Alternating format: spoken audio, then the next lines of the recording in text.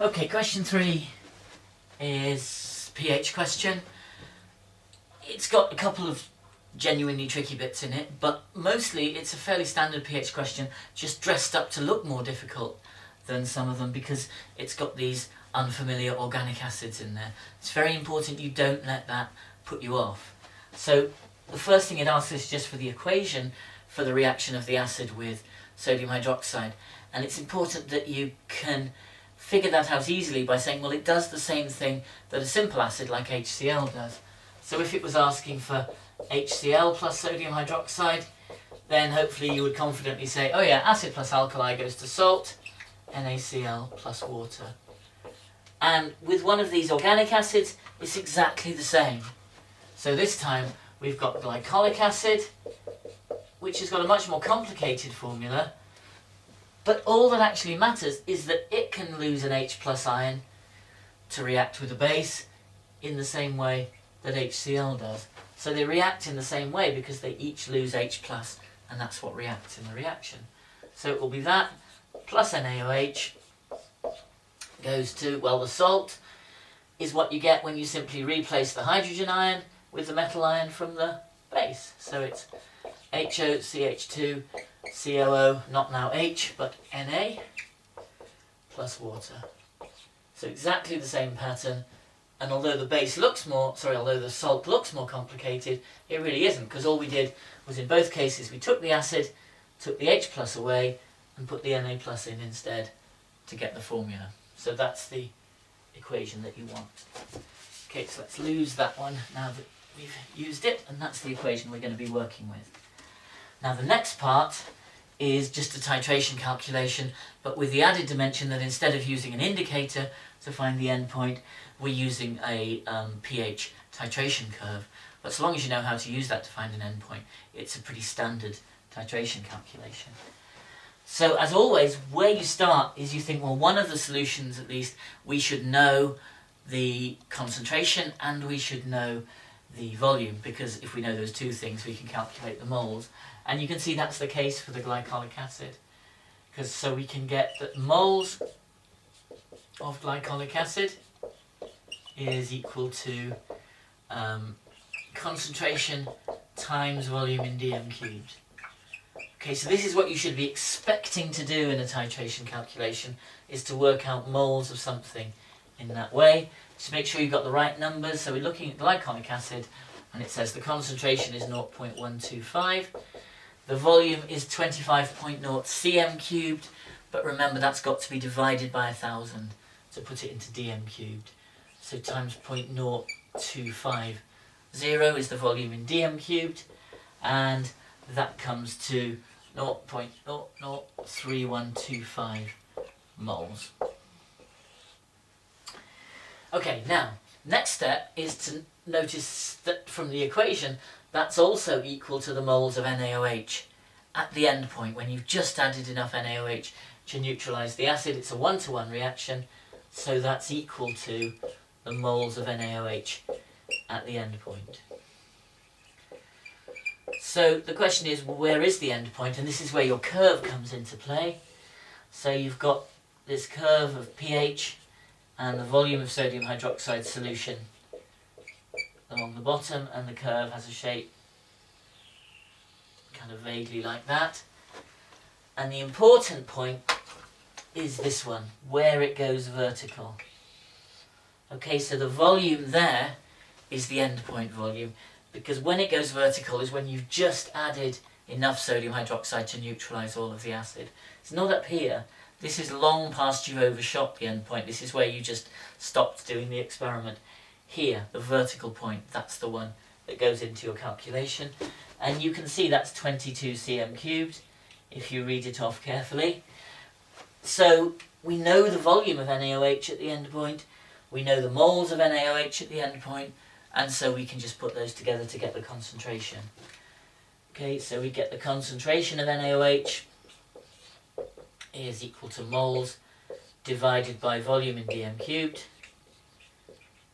which is that number of moles divided by that volume, but again remember to put it into dm cubed by dividing by 1,000. so 0.0220, and that comes to 0.142 is what you should get, moles per dm cubed. Okay, 0.142. On then to the next part. What you have to be careful about when you're using an indicator to do that, all you have to say, remember, is that the pH range where the colour change occurs must come entirely within the vertical part of that graph. You could read off the numbers if you want and say between about 7 and 9, but if you just made the general point that the pH range must be contained within the vertical region to get a reliable endpoint. And now we're into Ka, the acid dissociation constant for this acid. So most things to do with weak acids depend on Ka, so it's a number you need to be very familiar with, and it's just the equilibrium constant for the ionization of the acid. So this was glycolic acid. When it ionizes, it simply loses H+, and so that's the ionization equilibrium, and Ka is just the equilibrium constant for that. So Ka is equal to things on the right, the glycolate ion concentration times the H+ concentration, and then divided by what's on the left, which is just the unionized glycolic acid. Okay, so that's your expression for Ka, and that's straightforward. But now we've got to calculate its value using the information that we're given here. So this is slightly trickier because you've got to remember what the trick is here. And the trick is that we take this and we write an approximate version of it. And the approximate version says, well, when this acid ionizes, every time you make one of these, you make one of those as well. So the concentration of these will be more or less the same. And so we can say that that's approximately equal to H+ squared. Because if these two are the same, you'd get the same number just by squaring either one of them. So it's H+ squared over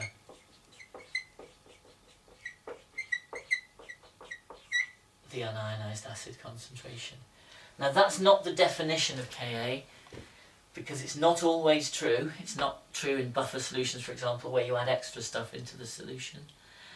And even when it's approximately true, it's not exactly true because we've neglected, for example, H+ that comes from the water. But it's a very useful expression when you've just got a weak acid in solution on its own, as you have here. So we're going to take that and get the H+ concentration from the pH. This value we're given, and that will let us get the value of Ka.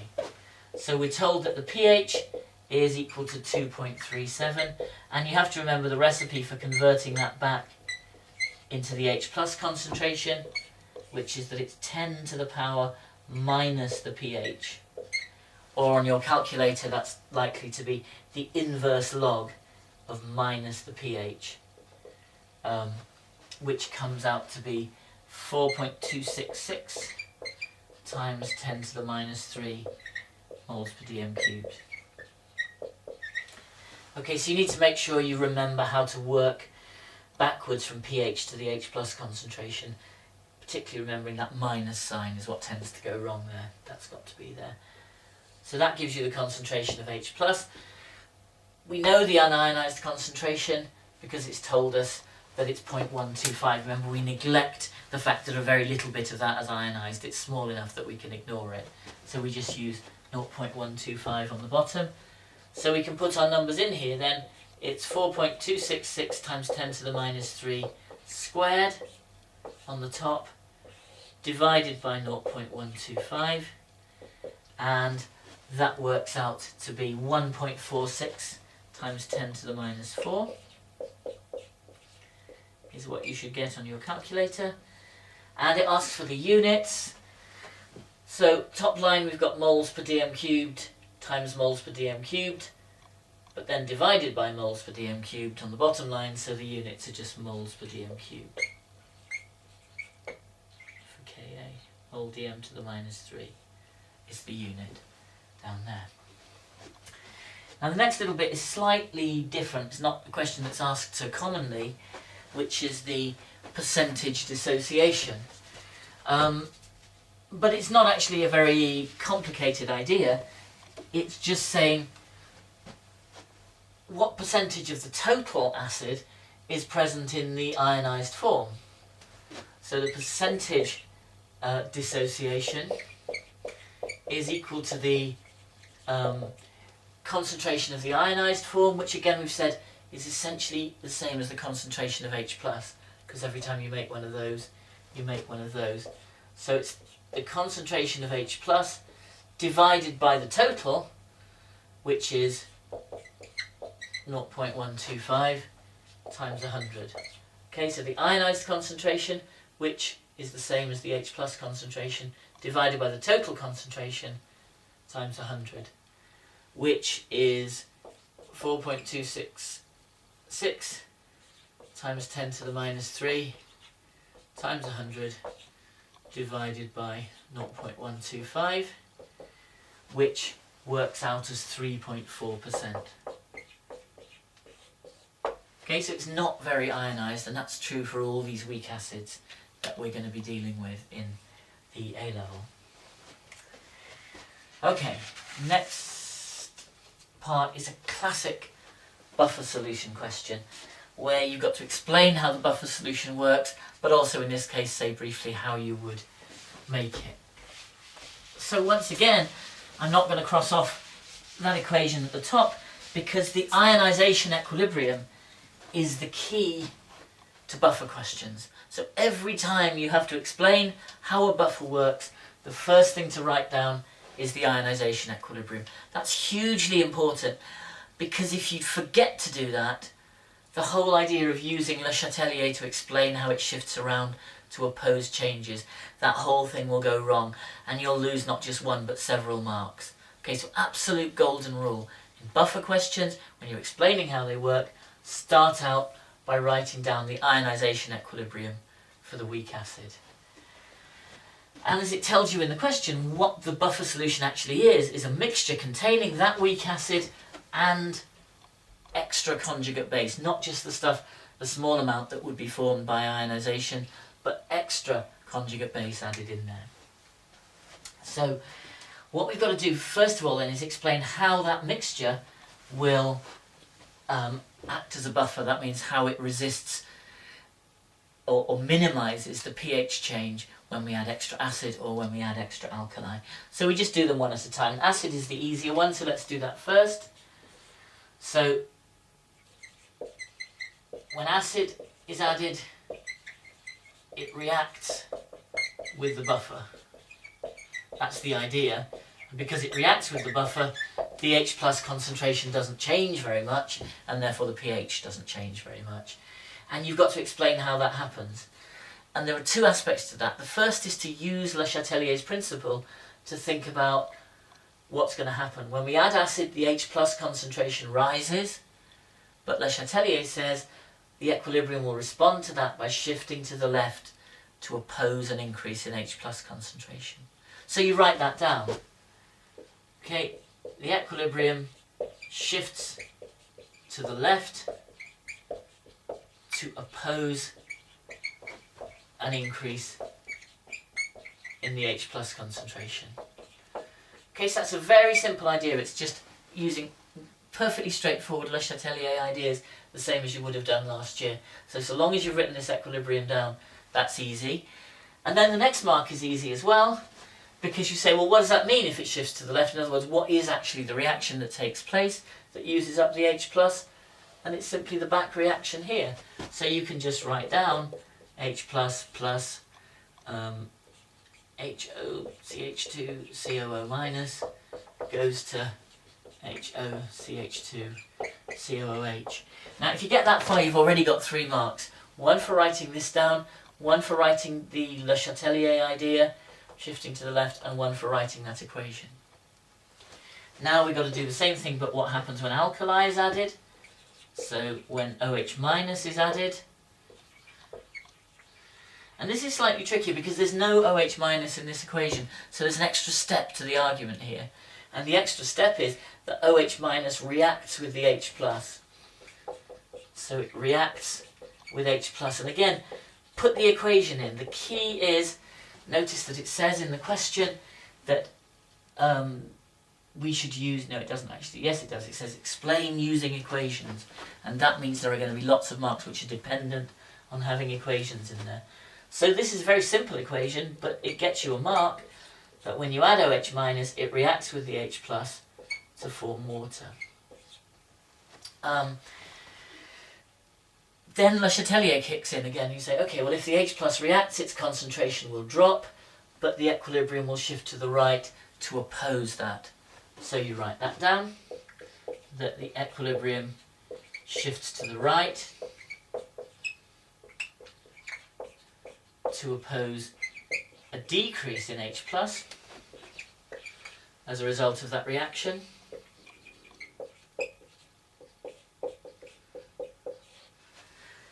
And the overall effect, therefore, is that what you use up is that, because as the equilibrium shifts to the right, it's the concentration of that, the undissociated form, that decreases, and the H plus concentration doesn't change very much. And that gives us the overall equation for what happens when you add alkali, which is that this is used up by reaction with the OH minus to give you that plus water, salt plus water. That's the least obvious equation because that's the sum of this step plus the forward reaction from there. If you put those together, this is what you get. In fact, you don't need that to get full marks, okay, because you get 1 mark for the equilibrium here, 1 mark for the reaction with acid, and 1 mark for the equilibrium shifting. That's 3. 1 for this equation is 4, 1 for that one. The idea of the equilibrium shifting to the right to oppose the change takes you to 5. And the last 2 marks are for the bit about how you would prepare the buffer, which we'll get on to now. So this bit, absolute set piece, how do buffers work, you can practice that, make sure you've got that down to a fine art, and those should then be guaranteed marks. Now in terms of how you make it, starting from that acid plus ammonia, the first thing you need to do is remember that ammonia is a base and it reacts with acids to make a salt. And again, you're going to need an equation. It said use equations. So let's put in the reaction for ammonia, which is a base, reacts with the glycolic acid. And you can put the equation in. So ammonia, and remember amines do the same thing, where you have an organic group instead of one or more of the hydrogens there. And they just act as a base. In other words, they take that H plus and add it on to form an NH4 plus ion and just form a salt. So all you get is HOCH2 COO minus, because the H plus is lost, NH4 plus. And that's the equation for the salt, and that's it, no other products. So very easy ammonia reactions. So 1 mark for that. And then the final mark is for making the point that what you've got to end up with is a mixture of acid plus salt. So what you've got to do is add ammonia, but don't add enough ammonia to react with all of the acid. So you partially neutralise it with ammonia, so that at the end there's still some unreacted acid, but that there's the salt you formed through this reaction, and that mixture is the buffer. Okay, so you've got to get the idea that the acid must be in excess, so that there'll still be some left unreacted, as well as the salt that you form by reaction with the ammonia. And that's your 7 marks for that one. And last couple of parts. First bit is very easy. Brunstett-Lowry theory is quite straightforward, so long as you just remember that conjugate acids are proton donors, so when they lose H+, they turn into the conjugate base.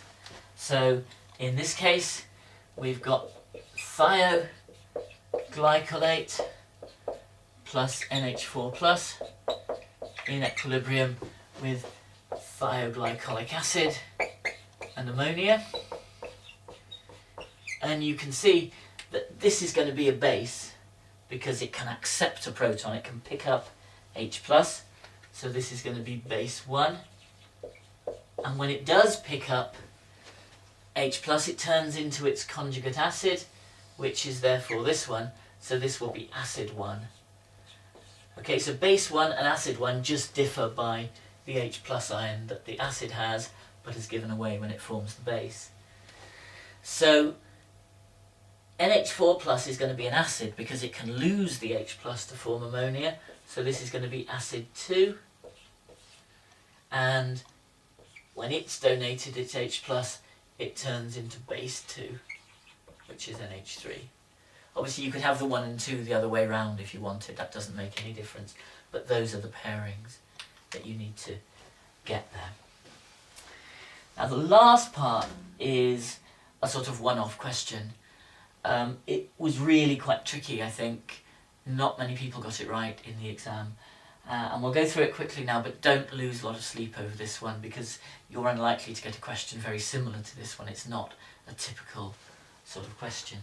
But it's just a reminder that there will always be some of these so-called stretch and challenge questions, the ones that are designed to actually make you think.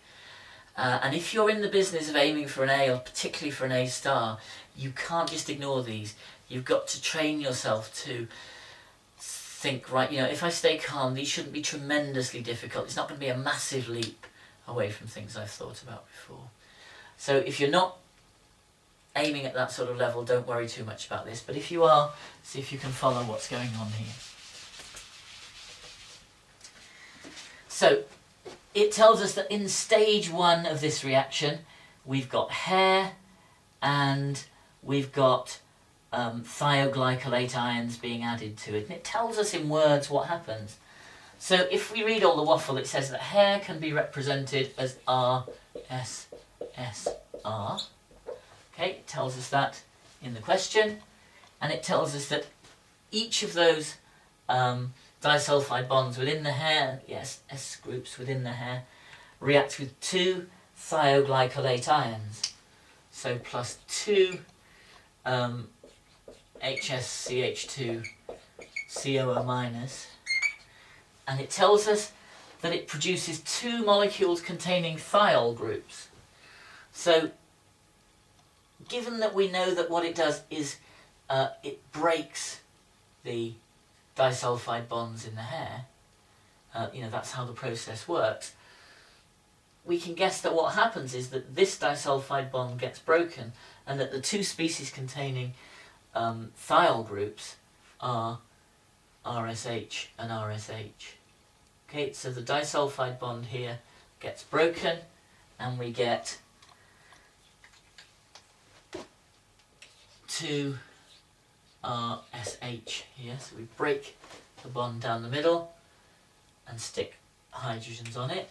And what does that leave us with? Well, here the 2 hydrogens have been taken away to stick onto there, and what we're left with is SCH2 COO minus, and we've got 2 of those. They've each lost a hydrogen, so they each need to make a bond to something, and what they do is bond to each other. So you get that as the other molecule. Okay, so this disulfide has been broken, and those have been changed into RSHs. These RSHs have reacted, the hydrogens have been transferred across to there to make the SH, so these 2 sulfurs now bond to each other and make a new disulfide. And that meets the requirement that it says in stage 1 that we get just one other product. So in stage 2, what we have to do, this, remember, is now being washed away, but this is still in your hair. So your hair now contains these thiol groups, and those are going to react with the hydrogen peroxide in stage 2. Okay, so we finished stage 1, that was the equation you needed. In stage 2, we've got